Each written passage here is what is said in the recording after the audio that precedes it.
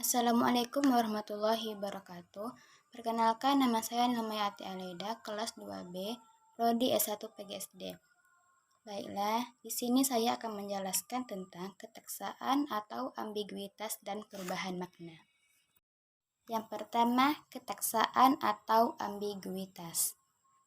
Menurut Wikipedia, ambiguitas atau keteksaan informasi dalam kata-kata, gambar, atau media lain adalah kemampuan mengekspresikan lebih dari satu penafsiran. Ambiguitas umumnya berbeda dengan ketidakjelasan. Menurut Kamus Besar Bahasa Indonesia, ambiguitas berasal dari kata ambigu yang berarti satu, sifat atau hal yang berarti dua. Dua, ketidaktentuan. Tiga, kemungkinan adanya makna yang lebih dari satu atas suatu karya sastra. Empat, kemungkinan adanya makna lebih dari satu di sebuah kata, gabungan kata, atau kalimat.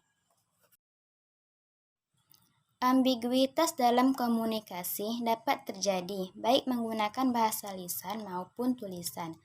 Keambiguan atau keteksaan adalah kegandaan arti kalimat yang diucapkan si pembicara sehingga meragukan atau sama sekali tidak dipahami si pendengar. Ambiguitas muncul bila kita sebagai pendengar atau pembaca sulit menangkap pengertian yang kita baca atau yang kita dengar. Ambiguitas dapat timbul dalam berbagai variasi tulisan atau tuturan. Kempson menyebutkan 3 bentuk utama ambiguitas atau keteksaan, yaitu yang berhubungan dengan 1 fonetik, 2 gramatikal, 3 leksikal. 1. Ambiguitas fonetik.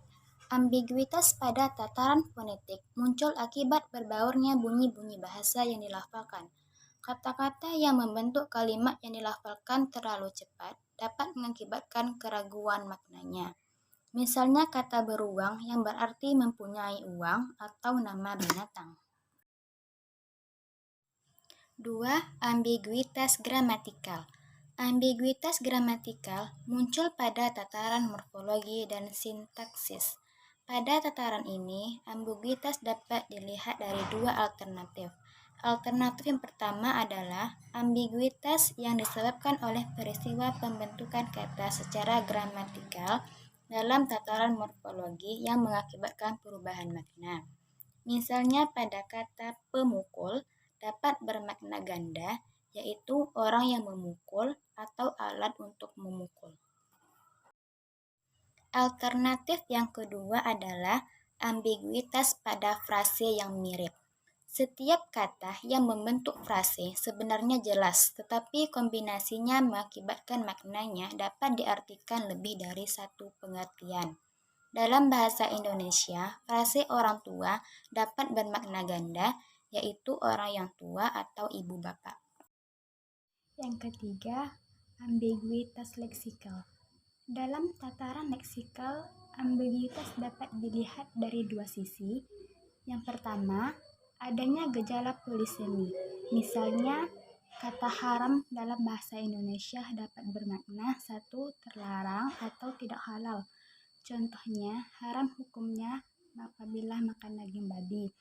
2. Suci, tidak boleh dibuat sembarangan. Contohnya, tanah haram atau Masjidil Haram. Itu adalah tempat yang mulia di bumi. Yang kedua adalah homonim, yaitu kata-kata yang sama bunyinya. Dalam bahasa Indonesia bisa berarti dapat atau racun. Homonim ini tidak menimbulkan ambiguitas apabila dilihat penggunaannya dalam konteks. Materi yang kedua yaitu perubahan makna. Menurut Wikipedia, perubahan makna atau pergeseran makna, pengembangan makna, atau penyimpangan makna merupakan evolusi penggunaan kata biasa hingga tahapan makna modern yang sangat berbeda dari makna aslinya. Setiap kata memiliki beraneka makna dari konotasi yang dapat ditambah, dikurang, atau diubah sepanjang masa.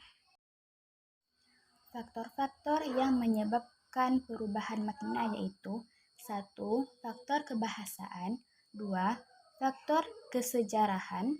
3. Faktor sosial. 4. Faktor psikologis. 5. Pengaruh bahasa asing. 6. Kepentingan akan kata-kata baru. Proses yang mengakibatkan perubahan makna yaitu: 1. Hubungan sintagmatik. 2. Rumpang dalam kosakata.